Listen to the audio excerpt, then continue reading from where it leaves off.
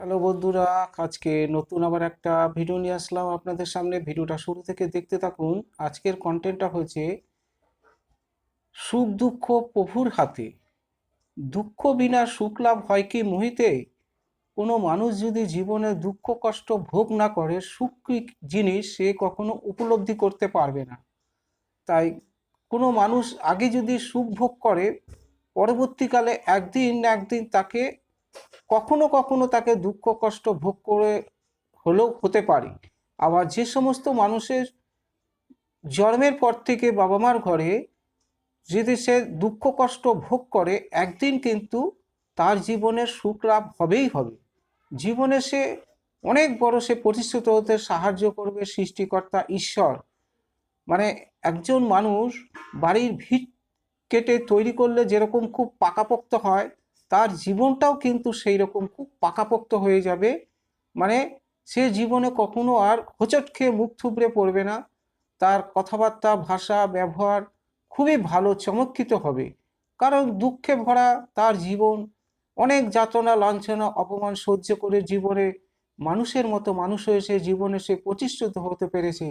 সৃষ্টিকর্তা ঈশ্বরের আশীর্বাদ থাকলে জীবনে অনেক মানুষ বড় বড় বাড়িঘর দর ব্যবসা বাণিজ্য প্রতিষ্ঠিত হয়, সবই উপরওয়ালার আশীর্বাদ। আশীর্বাদ না থাকলে জীবনে কেউ কখনো কিন্তু প্রতিষ্ঠিত হতে পারে না।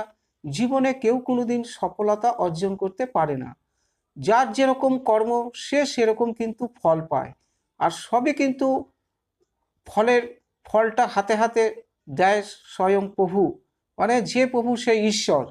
তাই এখানে প্রভু বলছে, যে ব্যক্তি এইসব কথা শুনে পালন করে সে হলো এমন এক ব্যক্তি লোকের মতো, যে পাথর মানে ভিতরে উপর বাড়ি তৈরি করলো, বৃষ্টি নামলো, বন্যা এলো, ঝড়ে উড়ে বাড়িটির গায়ে সজোরে ধাক্কা দিল, কিন্তু সেটা পড়ে গেল না। সেই বাড়িটা এত ঝড় বৃষ্টিতে ধাক্কা দিল, কিন্তু বাড়িটা কিন্তু কাত হয়ে পড়ে গেল না।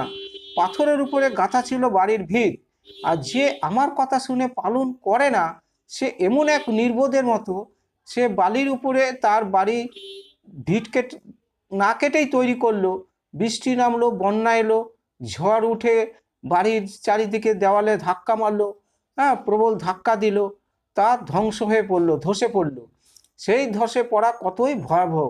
তো সুতরাং প্রভু একজন মানুষের সাথে বাড়ির তুলনা করেছে।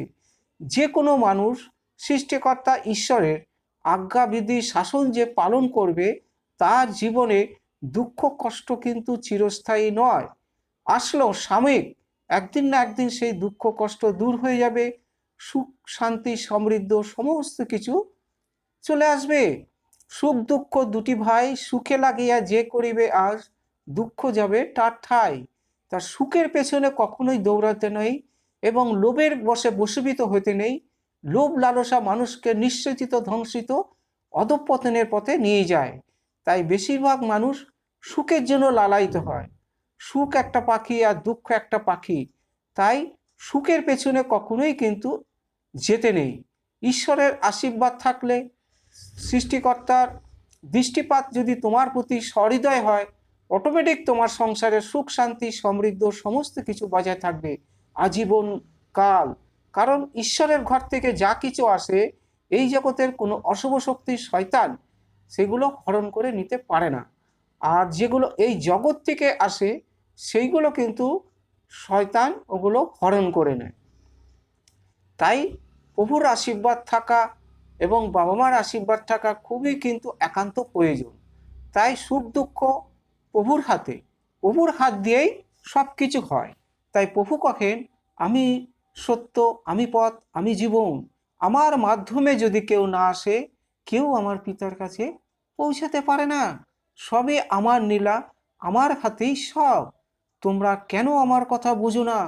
যে কোনো ব্যক্তি মানে কি সুখের জন্য লালায়িত হয়, ধরের পেছনে ছুটে বেড়ায়, কখনোই সেগুলো কিন্তু মানুষকে ধরা দেয় না।